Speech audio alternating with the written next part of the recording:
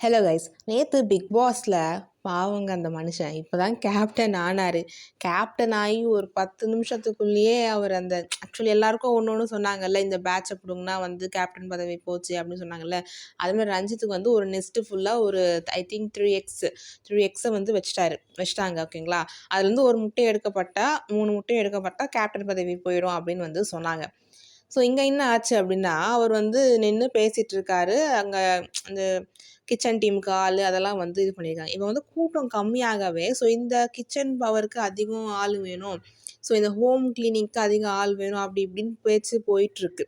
ஓகேங்களா, அங்கே வந்து எல்லாரும் கத்தி கத்தி பேசியிருக்காங்க. தீபக்னு ஒரு மனுஷன் வந்து ஏஞ்சிச்சு என்ன சொல்கிறாருன்னா, 2 தான் சொல்கிறாரு.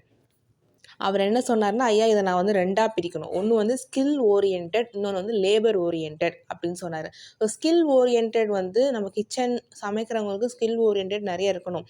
ஸோ லேபர் ஓரியன்டட் அப்படின்னு பார்த்தீங்கன்னா க்ளீனிங் ஒர்க்ஸ்க்கு இந்த லேபர் ஓரியன்டட், அதாவது அவர் என்ன சொல்ல வர்றாருன்னா, கிச்சன் சமைக்கிறது அதுக்கெலாம் வந்து ஸ்கில் கொஞ்சம் தேவைப்படுது. கொஞ்சம் இல்லை, ஸ்கில் தான் தேவைப்படுது. ஏன்னா கொஞ்சம் உப்பு போட்டால், கொஞ்சம் அதிகமாக உப்பு போட்டால் முடிஞ்சுது கதை. ஓகேங்களா, ஸோ அதுக்கு வந்து கரெக்டாக மெயின்டைன் பண்ணணும். ஸோ அது வந்து ஸ்கில் ஓரியன்டாக இருக்குது.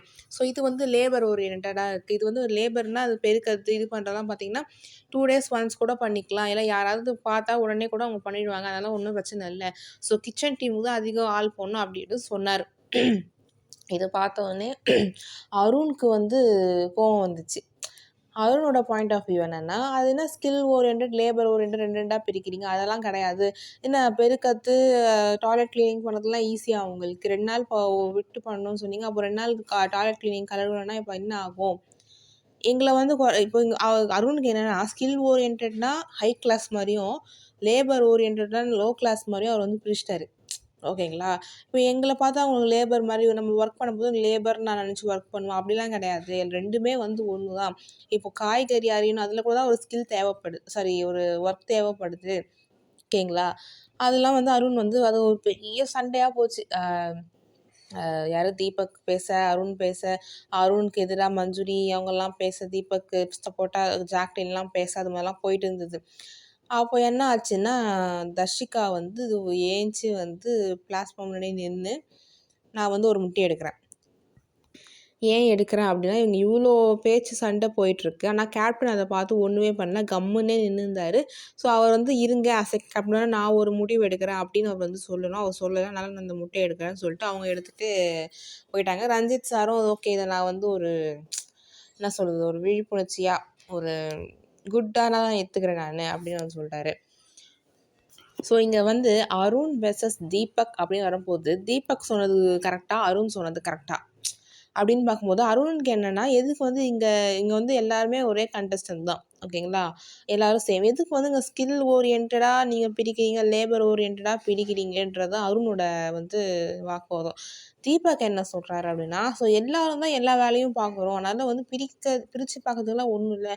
நான் என்ன சொன்னேன்னா, அங்கே கிச்சன் வந்து ரொம்ப இம்பார்ட்டண்ட். ஏன்னா வந்து கொஞ்சம் உப்பு அதிகமாக போட்டாலோ ரேஷன் இதுவாகிடும், அதனால் அதுக்கு வந்து ஒரு ஸ்கில் தேவைப்படுது தான் நான் சொன்னேன் அப்படின்னு சொல்கிறாரு அருண். ஆனால் அது வந்து ஒத்துக்கவே இல்லை.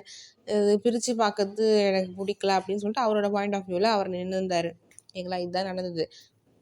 அடுத்து வந்து பவித்ரா வந்து தர்ஷிகாவுக்கு அட்வைஸ் இல்லை, சும்மா பாயிண்ட்ஸ்னு சொன்னாங்க. இந்த மாதிரி நீ வந்து ஃபஸ்ட்லாம் ரொம்ப நல்லா விளையாடிருந்த, இப்போ வந்து உன்னை வந்து ஆளே காணும், ஏன்னா நீ விஷால் கூட சேர்ந்துக்கின்னு ஓவராக அவங்க கூடவே போயிட்டியோ அப்படின்னு எனக்கு வந்து தோணுது. கொஞ்சம் நீ லிமிட்டோடு இருந்தால் நல்லது அப்படின்னு சொல்லிட்டு அவங்க சொல்லியிருந்தாங்க. எனக்கு வந்து பவித்ரா வந்து கரெக்டாகவே சொல்கிறாங்க. பவித்ரா வந்து எனக்கு வந்து பவித்ரா கேம் வந்து கரெக்டாக ஆடுறாங்க. சைலண்ட்டாக ஃபஸ்ட் இருந்தாங்க, ஆனால் இப்பப்போ கொஞ்சம் ஓப்பன் அப் ஆகுறாங்க எனக்கு தோணுது.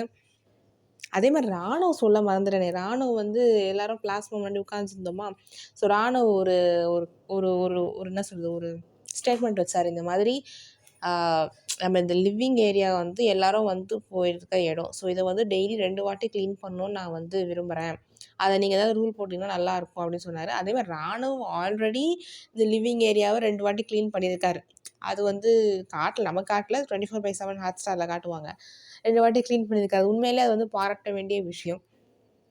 அதே மாதிரி முத்துக்குமரன் ராணுவ பற்றி ஒன்று சொல்லியிருக்காரு. அது வந்து நான் இன்ஸ்டாவில் தான் பார்த்தேன். என்னன்னா வந்து யார் நம்ம ரயான் கிட்ட வந்து சொல்கிறாரு, டே அவனை வந்து நீ இம்மெச்சூர், அவனுக்கு ஒன்றும் தெரியல அப்படின்னா நீ வந்து நினைக்கக்கூடாது. அது வந்து அவனோட கேம் பிளேவாக கூட இருக்கலாம். ஒன்றும் தெரியாதவனுக்கு கூட்டியாக வந்து 10 கோடி சாரி எவ்வளோ கோடி குத்து படம் எடுப்பாங்க.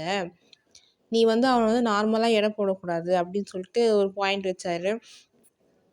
அதே மாதிரி ரொம்ப நாள் கழிச்சு இப்போ தான் அந்த பிக் பாஸ் வீட்டில் கூட்டம் குறைஞ்சிருக்கிற ஒரு நமக்கு ஒரு பார்வையில் தெரியுது. ஏன்னா வந்து சோஃபா அந்த அந்த ஃபுல் சோஃபாவில் வந்து பார்த்திங்கன்னா அங்கங்கே கேப்பு, இப்போ தான் வந்து ஆளுங்களே கம்மியாக இருக்காங்க அப்படின்னு வந்து தோணுது நமக்கு பார்த்தா.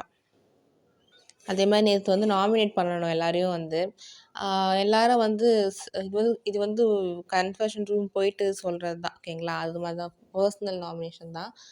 அதே மாதிரி எல்லாருக்கும் வந்து நிக் நேம் வைக்க சொன்னார் பிக் பாஸ். வந்து நீங்கள் யாரை நாமினேட் பண்ணுறீங்களோ நிக் நேம் வைக்கணும் அப்படின்னு சொன்னாங்க. மற்றவங்க வச்ச நிக் நேம் வந்து அவங்களுக்கு வந்து ஒரு பேட்சாக வந்து குத்தப்பட்டிருக்கு. ஃபார் எக்ஸாம்பிள் பவித்ராவுக்கு வந்து ஆமை, பாய்சன் அந்த மாதிரி போட்டு ஒரு பேட்ச் குத்தப்பட்டிருக்கு. அந்த மாதிரி ஒருத்ததும் போட்டு குத்தப்பட்டிருக்கு. ஸோ அந்த மாதிரி ஒன்று போச்சு. அதுக்கப்புறம் வந்து ஷாப்பிங் டாஸ்க் வந்து நடந்துச்சு.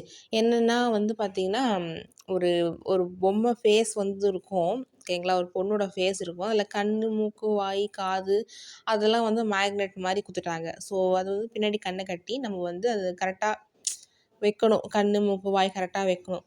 அது வந்து விஷால் வந்து பர்ஃபெக்டாக வச்சார். சௌந்தர்யா அது செம சிரிப்பு வந்துச்சு பார்த்துட்டு. ஸோ அது மாதிரி வச்சாங்க. 3000 ரூபாய் வந்து அவங்களோட இது நின்றுது. அவங்க ஃபுட்டை ஷாப்பிங் பண்ணுறதுக்கு 3000 ருபீஸ் வந்து கிடச்சிது. அதே மாதிரி அவங்களும் வந்து வாங்கிக்கினாங்க. ஃபுட்லாம் கரெக்டாக வாங்கிக்கிட்டாங்க. இந்த வாட்டி வந்து நான்வெஜ், அவங்களுக்கு எக்கும் இல்லை, சிக்கன், மட்டன் இல்லை. அதனால் இன்னைக்கு இந்த வாரம் ஃபுல்லாக வெஜ்ஜாக தான் அவங்க சாப்பிட்ணும் அப்படின்னு சொல்லிட்டுலாம் கஷ்டப்பட்டுருந்தாங்க.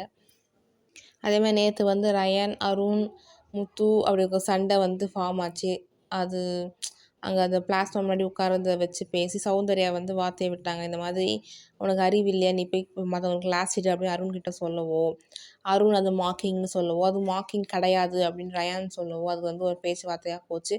அதுக்கப்புறம் முத்து வந்து பேசி அது அப்படியே நின்றுச்சு. ஸோ இதுதாங்க. அதே மாதிரி போன சாட்டர்டே சண்டே விஜய் சேதுபதி கோவாக்காக நல்லா ரோஸ் பண்ணதாலேயோ என்னவாலையோ தெரில, அவங்க பெருசாக அந்த குரூப்பு பேசுறது அப்படிலாம் இல்லவே இல்லை. எல்லோரும் செப்பரேட்டாக இருந்த மாதிரி தெரிஞ்சுது. அதே மாதிரி இந்த நாமினேட் வந்து நம்ம ஜெஃப்ரி யார் நாமினேட் பண்ணார் அப்படின்னா சௌந்தர்யா, ரயான் ரெண்டுமே கோவா கேங்க்கு. அது ரொம்ப பெரிய விஷயந்தான். ஓகே கைஸ், உங்கள் கருத்துக்களை கமெண்ட் செக்ஷனில் ஷேர் பண்ணுங்கள். இந்த வாட்டி யார் எலிமினேட் ஆவா அப்படின்றதையும் ஷேர் பண்ணுங்கள், பார்ப்போம்.